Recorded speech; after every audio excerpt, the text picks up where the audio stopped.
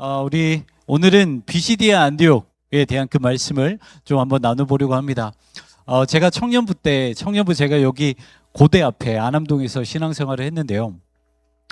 지금 기억해도 정말 지독할 정도로 양육을 받았다라고 좀 생각이 듭니다. 저는 이제 청년부에서 두 가지 방법으로 양육을 받았는데, 하나는 조직신학 책이나 신학생 아니에요. 청년입니다. 조직신학 책이나 아니면은 이제 청교도서적 이걸 가지고 배웠고요. 그리고 또 하나는 성경 안에 있는 말씀 한 구절을 선택해서 교리를 배우는 그런 두 가지 방법으로 이 성경 공부를 배웠어요. 근데 이 목사님이, 그때 당시에 청년부 담당 목사님이 얼마나 지독하셨냐면 핑계를 못 대게 만드셨어요. 그래서 우리한테 이제 말씀하셨어요. 청년들한테, 야, 오전 몇 날 며칠에 강좌를 열어놨으니까 수업 들으러 와. 그러면은 또 뭐라 그래요? 오전에, 주중 오전에는 시간이 안 돼요 라는 사람이 있잖아요. 그래?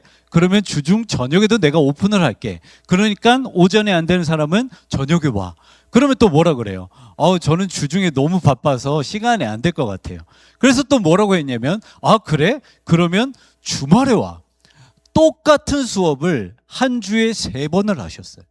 그러니까 청년부로 하여금 빼도 박도 못하게, 핑계대지 못하게 무조건 성경 공부를 하게끔 만들어 놓으셨다는 것이죠. 그래서 저는요, 신대원 딱 들어갔을 때 제일 쉬웠던 과목이 조직신학 과목이었어요. 다 배우고 들어갔거든요. 그 정도로 빡시게 공부를 하고 들어갔던 기억이 있습니다. 여러분은 성경을 얼마나 알고 계십니까?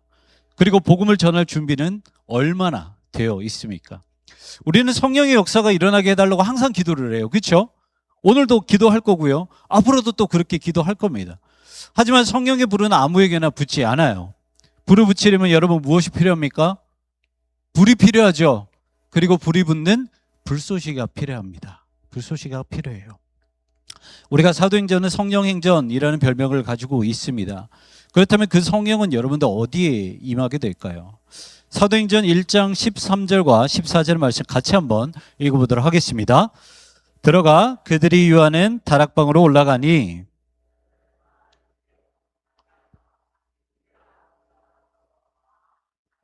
오로지 기도에 힘쓰더라. 아멘. 여러분, 좀 전에 말씀드린 것처럼 성령님은 아무에게나 임하지 않으십니다. 성령은 스스로 성령의 불쏘시개가 되겠다라고 준비하는 사람들 위에 성령이 임하게 되어 있습니다. 좀 전에 읽은 말씀처럼 제자들은 무엇을 하고 있습니까? 한 자리에 모여서 마음을 같이 하며 기도에 힘쓰고 있다라고 말을 하고 있습니다. 다시 말해 성령 받기 위해 노력하고 준비하고 있다라는 것이죠. 그리고 나서 사도행전 2장 1절에 쭉 넘어가 봤더니 어떤 일이 일어났냐면 그 마음을 같이 하는 사람들이 다시 한번 오순절 날이 이름에 그들이 다 같이 한 곳에 모였다라고 기록을 하고 있어요. 마음을 같이 하고 오로지 기도에 힘썼던 그들이, 성령 받기 위해 준비했던 그들이 한 자리에 모였더니 그 자리에서 어떤 역사가 일어납니까? 성령의 충만한 역사심이 일어나게 된다는 것이죠. 이렇게 성령은요, 성령 받기 위해서 준비한 사람들 위해 임하시게 되어 있습니다. 그리고 그들이 가는 곳, 그들의 발걸음이 닿는 곳에 성령의 역사가 일어나고 그 스토리를 쭉 이어나가는 것이 바로 사도행전이라는 것이죠. 그래서 우리가 가진 성경은 사도행전 28장까지 있지만 우리는 또 그 뒤에 무엇을 적어가면서 나가는 삶입니까? 사도행전 29장의 스토리를 써내려가는 사람들이 우리가 되어야 된다는 거예요. 그렇다면 다시 한번 질문 드려보겠습니다. 여러분은 성령의 쓰임받기 위해 얼마나 준비하고 계십니까? 언제든지 하나님의 말씀을 전할 준비가 되어 있으십니까? 베드로전서 3장 15절 말씀에 이렇게 기록하고 있어요. 너희 마음에 그리스도를 주로 삼아 거룩하게 하고 너희 속에 있는 소망에 관한 이유를 묻는 자에게는 대답할 것을 항상 준비하되 온유와 두려움으로 하고. 아멘. 성경은 우리에게 명확하게 말씀하고 있어요. 너희는 어떤 상황이 되었든 소망에 관한 이유를 너희에게 물었을 때 대답할 준비를 하고 있어야 된다. 구원이 무엇인지, 복음이 무엇인지 너희에게 물었을 때 그것에 대해서 얼마든지 대답할 준비가 되어 있어야 한다라고 성경은 우리에게 요구하고 계신다라는 것이죠. 오늘 본문 말씀에서 사도 바울이 말씀하신 것 중에서 가장 중요한 것 중에 하나가 바로 이신칭의입니다. 여러분, 이신칭의가 뭔가요? 이신칭의는 예수님을 믿어서 의에 이르는 것을 이신칭의라고 말을 해요. 만약 누군가 여러분들에게 이렇게 구원에 대해서 구원이 무엇입니까? 라고 묻는다면 여러분들은 뭐라고 대답하실 수 있을 것 같아요? 구원은 예수님 믿으면 구원받아요 라고 말을 하면 맞죠? 맞습니다. 그런데 우리는 적어도 그렇게 대답을 해서는 안 된다는 거예요. 구원에 대해서 대답할 때 적어도 우리는 우리의 죄가 우리를 어떻게 만드는지, 예수님이 우리의 죄를 어떻게 대속하셨는지, 그것이 삼위의 하나님의 그 역할이 어떻게 되어 있는지, 또 구약과는 어떠한 관계를 가지고 있는지, 왜 우리가 그 성경을 가지고 이렇게 복음을 전할 수밖에 없는지 적어도 그것에 대해서 알려줄 수 있어야 된다는 거예요. 여러분, 우리가 받은 구원에 대해서 어떻게 받았는지를 그걸 모르면서 어떻게 다른 사람들에게 구원을 설명해 줄 수 있겠습니까? 설명하지 못하죠. 여러분, 이것은 내가 먼저 구원받았기 때문에 잘난 척을 하라는 말씀이 아닙니다. 복음에 대해서 항상 말씀할 준비가 되어 있어서 성경이 우리를 어디로 보내시든지 간에 거기에서 쓰임을 받아야 한다라는 거예요. 그게 우리라는 거죠. 리차드 마우라는 분이 쓴 무례한 기독교라는 책이 있습니다. 이 종교인들은 우리뿐만 아니라 각자 이 경전이 있죠. 저희는 이제 경전을 성경이라고 부르지만 다른 종교도 다 경전이 있습니다. 그런데 여러분들, 우리는 그 경전을 잘 모르지만 어떤 종교가 가지고 있든지 간에 경전에서 무례하게 행하라고 가르치는 종교는 없어요. 그런 경전은 없습니다. 그런데 왜 하필이면 이분은 무례한 기독교라고 말을 했을까요? 그것은 다른 것이 아니라 바로 무지 때문이라는 거예요. 신앙이 정말 좋은 것처럼 보이죠.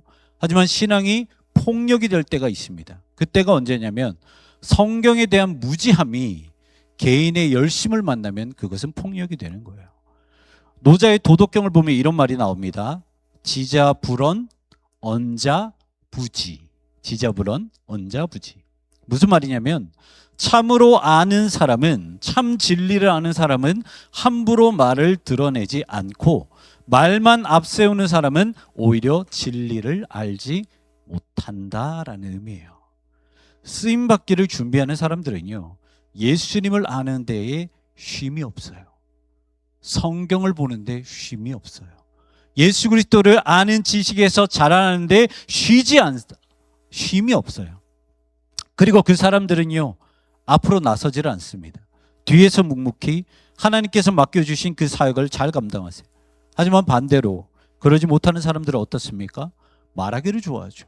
드러내기를 좋아합니다. 그리고 말을 할수록 실수를 하게 되고요. 그리고 자신을 더 드러내기 위해서 자꾸 자신의 감정을 드러내기를 시작해요. 그러다 보면 어떻게 됩니까? 결국 신앙이 폭력이 되어버릴 수도 있다는 거죠. 그래서 사도 베드로는 베드로후서 3장 18절에 이렇게 말씀하십니다. 오직 우리 주 곧 구주 예수 그리스도의 은혜와 그를 아는 지식에서 자라가라. 영광의 이제와 영원한 날까지 그에게 있을지어다. 아멘. 뭐라고 말씀하십니까? 그리스도의 은혜와 그를 아는 지식에서 끊임없이 자라라 라고 말씀을 하십니다. 그랬을 때 어떤 은혜가 옵니까? 영광이, 하나님의 그 영광이 이제와 영원한 날까지 그에게, 끊임없이 예수님을 알아가려고 노력하는 그 사람에게 임하게 될 것이다 라고 말씀하고 있다는 거죠. 사랑하는 성도 여러분, 예수 그리스도를 알아가는 지식에서 날마다 자라시길 바랍니다. 그리고 준비된 자가 되시기를 바랍니다. 그래서 날마다 영적인 성숙을 이루고 항상 복음을 전할 준비를 하시는 여러분들 되시기를 주님의 이름으로 축원합니다. 아멘.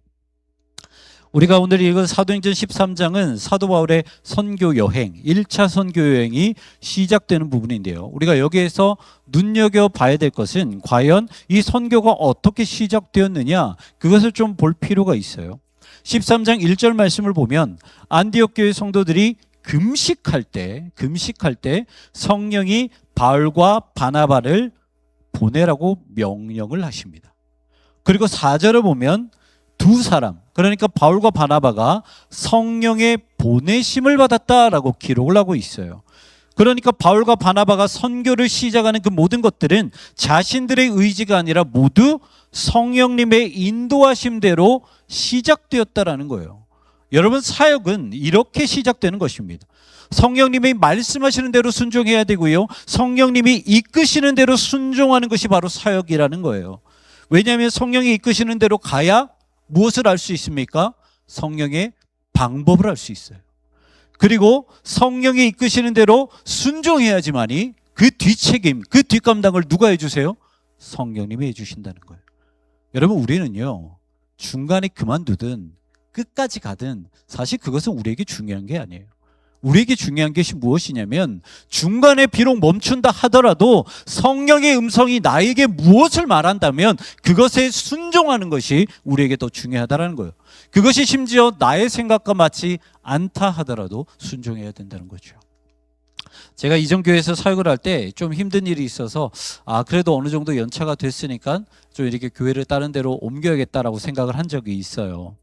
그런데 정말 그때가 참 희한한 게 그렇게 마음을 먹고 나서 제가 아는 목사님한테 전화가 온 거예요.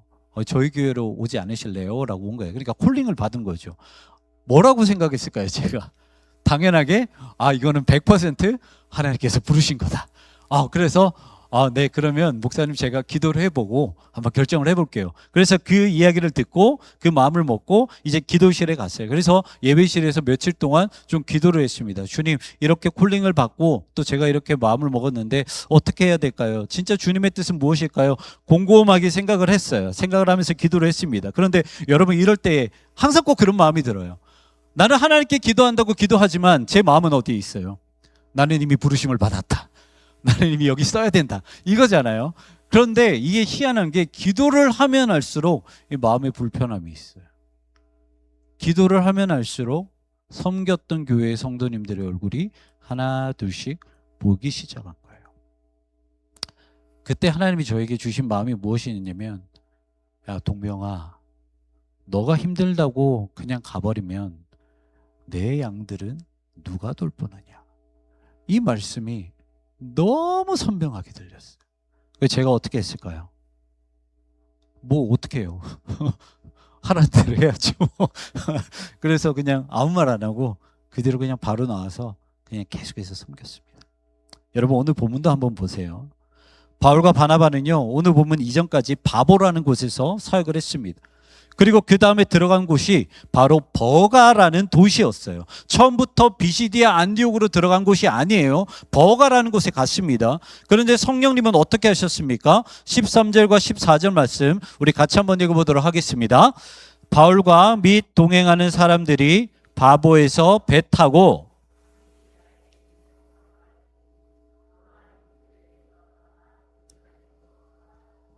그들은 버가에서 더 나아가 비시디아 안디옥에 이르러 안식일에 회당에 들어가 앉으니라. 아멘. 여러분, 바보에서 출발해서 버가라는 도시에 도착했으면 거기에서 복음을 전해야 되죠. 그런데 성령님이 인도하신 곳은 버가가 아니라 그 다음 도시였던 비시디아 안디옥이라는 도시였다는 거예요. 여러분, 당시 버가라는 곳은요, 사진을 좀 띄워주시면 로마 제국 안에서도 되게 거대한 도시였어요. 도로와 수로 시설이 잘 갖춰져 있는 그런 교통도시였고요. 15,000명을 수용할 수 있는 원형극장, 그리고 12,000명을 수용할 수 있는 전차 경기장이 있었습니다. 그뿐만 아니라 고위 관리자들, 그리고 부유층 엘리트들이 많이 살았던 곳이 이 버가였어요. 세상적인 눈으로 보면 아주 매력적이죠. 여러분, 복음만 뿌리 내려놓기만 한다면 어떻습니까? 수많은 인프라가 생겨요. 어마어마하죠. 그리고 부자들이 많았기 때문에 헌금도 많이 거둘 수 있었습니다. 능력 있는 사람, 권위자들도 많았기 때문에 어떻게든 이 교회가 활성화되기 위해서는 많은 도움을 받을 수 있었을 거예요. 그런데 성령님이 인도하시면 거기가 아니라는 거죠. 그리고 또 한 가지, 이때 당시에 이 학자들에 의하면 사도 바울이 좀 몸이 불편했다고 합니다. 이때 당시에 좀 몸이 아팠다고 해요. 그런데 이 버가라는 도시에서 비시디아 안디옥으로 넘어가려면 여러분, 해발 3,000m 이상이 되는 타우루스 산맥을 넘어가야 했다는 거예요. 이 사진 보여주시면 이 산맥이에요. 몸이 안 좋은 상태에서 이 산을 넘어가야 비시디아 안디옥이에요. 여러분, 이해가 안 되죠. 버가라는 도시 화려한 도시였어요. 거기에 복음의 씨앗을 뿌리면 많은 것을 얻을 수 있죠. 그리고 바울이 너무 힘들잖아요. 몸이 안 좋잖아요. 건강이 안 좋아요. 그럼에도 불구하고 저 산을 넘어야 돼요. 그런데 성령님께서 인도하시는 곳은 버가가 아니라 비시디아 안디옥이었다는 거죠. 그렇다면 왜 성령님은 이렇게까지 힘들게 비시디아 안디옥으로 바울 일행을 불러오셨을까요? 오늘 보면 14절과 16절 말씀입니다. 같이 읽어볼게요. 그들은 버가에서 더 나아가 비시디아 안디옥에 이르러 안식일의 회당에 들어가 앉으니라. 바울이 일어나 손짓하며 말하되 이스라엘 사람들과 및 하나님을 경외하는 사람들아, 아멘.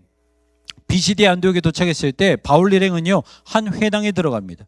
그리고 거기에 가봤더니 율법을 알고 있는 이스라엘 사람들과 그리고 하나님을 경외하는 사람들, 그러니까 다시 말하면 이방인이었다가 하나님의 말씀을 사모해서 하나님을 믿으려고 개종 직전에 있는 그 경건한 사람들이 거기에 모여 있었다는 거예요. 여러분, 성령님이 인도하신 이유가 바로 이것 때문입니다. 버가라는 도시는요 분명 부유하고 모든 것이 잘 갖춰져 있던 도시였습니다. 그런데 버가는 누구보다 그 어디보다 선교하기 좋지 않은 곳이었어요. 버가라는 도시는 이 아르테미스 여신을 섬기는 아주 큰 이제 신전이 있었는데 그 규모가 어느 정도냐면 신전에서 벌어들이는 수입이 도시 전체를 먹여 살릴 수 있을 정도로 어마어마하게 웅장했어요. 그렇기 때문에 이 사도 바울이 만약 그곳에서 복음을 전하잖아요. 반대 세력들이 폭동을 일으킬 것이고 결국 복음을 제대로 전하지 못하고 다른 곳으로 도망갈 수밖에 없었다는 것입니다. 하지만 비시디아 안디옥은 어떻습니까? 좀 전에 말씀을 읽어봤더니 거기에는 하나님의 말씀을 사모하는 사람들이 이미 있었다는 거예요. 하나님의 말씀을 알고 있어서 이미 회당을 만든 그 디아스포라 유대인들이 있었고요. 그리고 하나님의 말씀을 너무나도 사모해서 이제 개종하고 싶고 하나님을 믿고 싶어하는 그 거룩한 사람들, 경건한 자들이 이미 비시디아 안디옥에는 있었다라는 것이죠. 그것 때문에 성령님은 버가를 통과해서 비시디아 안디옥으로 인도하신 것입니다. 그렇다면 거기에서 바나바와 바울은 무엇을 했을까? 오늘 본문 15절 말씀 이렇게 말씀하고 있습니다. 같이 읽겠습니다. 율법과 선지자의 글을 읽은 후에 회당장들이 사람을 보내어 물어 이르되 형제들아 만일 백성을 권할 말이 있거든 말하라 하니, 뭔가 조금 이 말이 이해가 되십니까? 회당이라는 곳은 말씀을 가르치는 곳이에요. 우리가 성전이라 그러면 지도자가 누굽니까? 대제사장이에요. 그러면 회당은 누가 지도자일까요?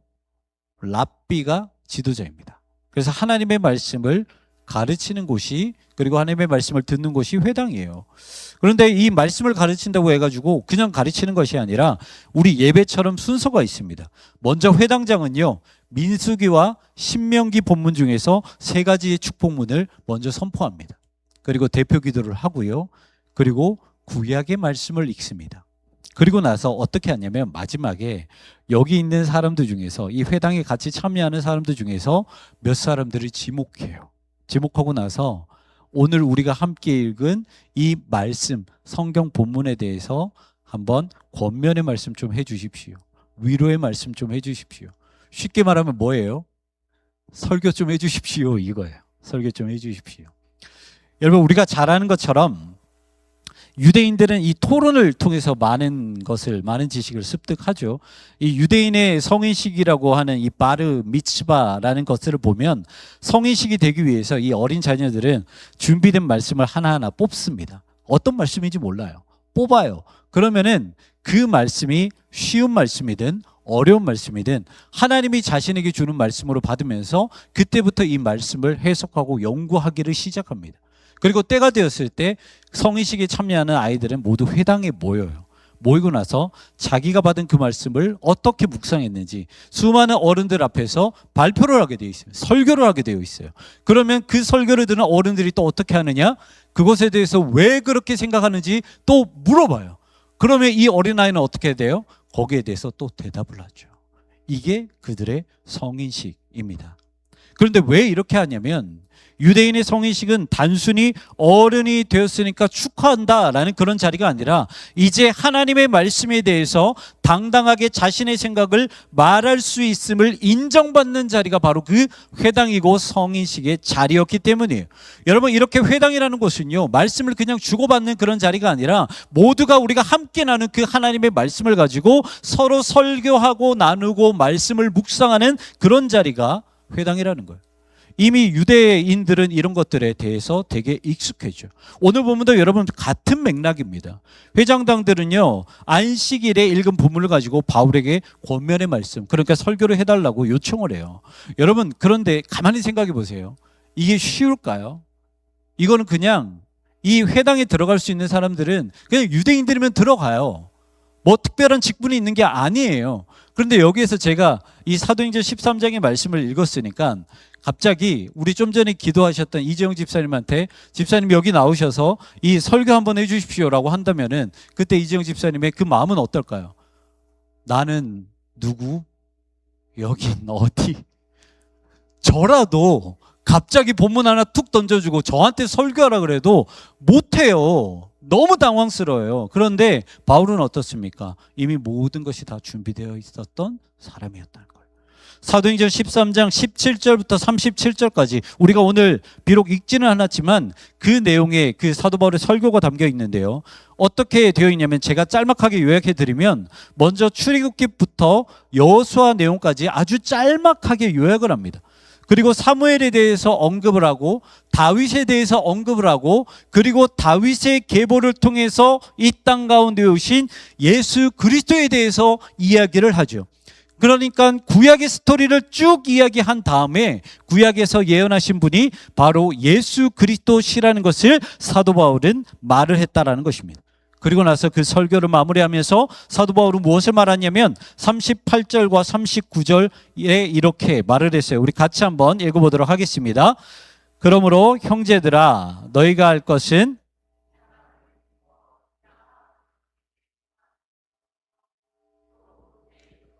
너희가 의롭다 하심을 얻지 못하던 모든 일에도 이 사람을 힘입어 믿는 자마다 의롭다 하심을 얻는 이것이라. 아멘. 여러분 뭐라고 말하고 있습니까? 우리는 죄인입니다. 그리고 그 어떤 율법으로도 우리의 죄를 결코 씻을 수 없습니다. 하지만 구약에서 예언하신 예수 그리스도, 다윗의 계보에서 태어나신 예수 그리스도, 그 분을 믿으면 우리는 죄 사함을 받으실 것이고 죄 사함을 받을 것이고 의롭다 하심을 받음으로 구원받을 수 있습니다. 바로 이신 칭의에 대해서 말씀을 하고 있다는 거예요.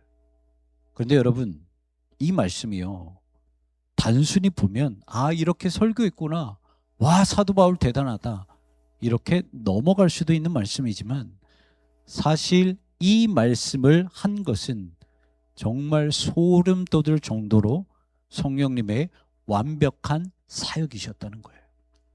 여러분 가장 먼저 선교가 어떻게 시작되었다고 말씀드렸습니까? 선교는요 성령님의 부르심으로 시작이 되었습니다. 그리고 버가가 아니라 비시디아 안디옥으로 간 이유가 무엇 때문입니까? 성령님이 버가가 아니라 그곳으로 인도하셨기 때문에 갔다는 거예요. 그리고 그곳에는 누가 있었습니까? 유대인들뿐만 아니라 하나님의 말씀을 간절히 원하고 주님을 믿고 싶어하는 거룩한 사람들이 그 자리에 있었다라는 것이죠. 그리고 그곳에서 사도 바울이 한 설교가 어떤 설교였습니까? 예수 그리스도를 믿음으로 인해 의롭다 칭함을 받는 이 신칭이, 다시 말해 그들에게 딱 필요한 구원에 대한 설교를 사도 바울의 입술을 통해 선포하게 하셨다라는 거예요. 모든 선교가 시작되는 것부터 바울의 설교까지 모든 것이 완벽한 성령의 디자인이었다라는 거죠. 여러분 하나하나 어떤 것 하나 빠짐없이 너무나도 완벽하다는 거예요. 여러분 지금도 마찬가지입니다. 성령님이 간섭하시고 성령님이 일하시면 모든 것이 완벽하게 맞아떨어질 수밖에 없다는 거예요. 그런데 중요한 것은요, 우리가 성령의 완벽한 일하심에 동참하려면 어떻게 해야 됩니까? 사도 바울처럼 우리가 준비가 되어 있어야 되는 거예요. 사랑하는 성도 여러분, 여러분들이 계시는 곳을 살리길 원하십니까? 여러분이 계신 곳에 성령의 역사가 일어나길 원하십니까? 그렇다면 성령의 불쏘시개가 되셔야 됩니다. 우리는요, 성령님이 우리를 어디로 이끌어 가실지 몰라요. 그리고 어떤 사람에게 보내실지도 몰라요. 하지만 그곳이 어디든 우리는 복음을 전할 준비가 항상 되어 있어야 된다는 거죠. 성령이 이끄시는 곳에 바울이 말씀을 전했습니다. 이신칭의의 말씀. 예수 이름을 믿으십시오. 당신이 의롭게 될 것이고 이제 구원받은 백성이 될 것입니다. 그 말씀을 딱 선포했을 때 성경은 그 결과를 이렇게 말씀하고 있습니다.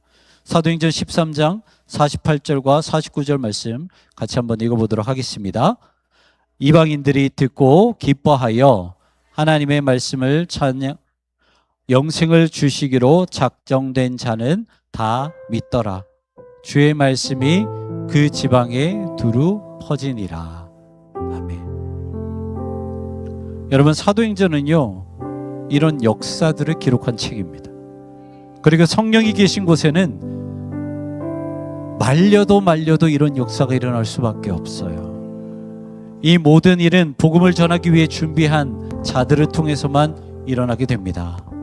바라는 것은 우리 모두가 성령님께 쓰임받기를 간절히 소망합니다. 복음을 전하기 위해 항상 말씀을 준비하는 제들이 되기를 소망합니다. 우리가 서 있는 이곳에 사도행전의 역사가 일어나기를 소망합니다. 아멘. 우리가 이 시간 이 말씀을 기억하면서 함께 찬양했으면 좋겠습니다.